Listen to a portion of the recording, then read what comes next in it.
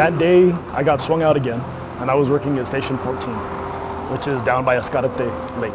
The tones dropped, and I remember it said, Rescue 14 respond to an active shooter. And I don't know, it was like no hesitation. Like I heard it, and immediately, Devin and I both jumped up, ran to the rig, and started reading the dispatch card.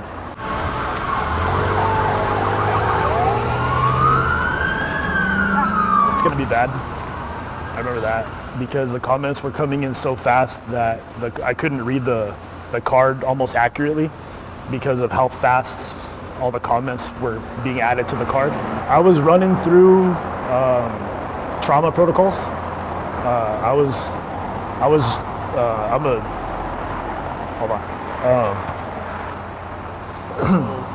When we got on scene, I remember seeing just groups of what I could tell were firemen, just groups of them bending over people everywhere.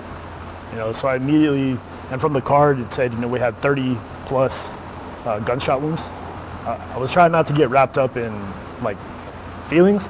It was, we have a job, and my job is to get as many people out as possible and save as many as we can. So when I got there, I established myself as the triage officer as much as I could. What that means is I'm now responsible for determining who is injured, how bad they're injured, and in what order they're transported to a hospital.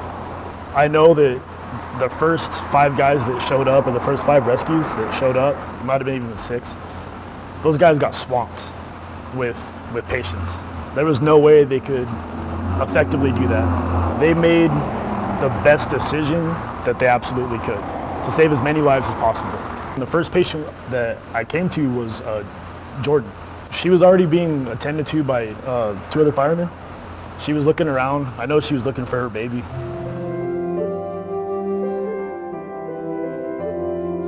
Everybody had already pretty much ran out that could run, was out of Walmart.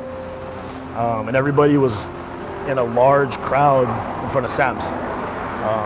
And there were a lot of superficial injuries that were people sustained, and they were at Sam's too, and they're waiting for medical attention also.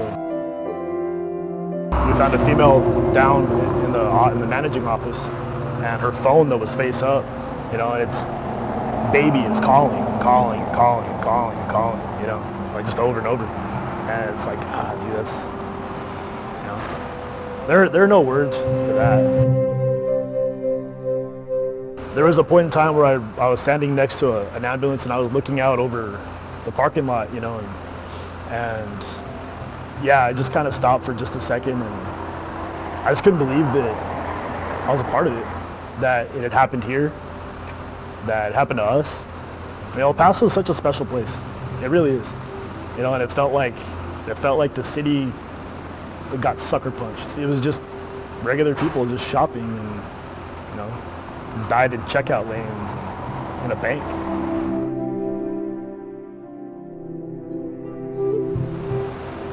The world's gonna change.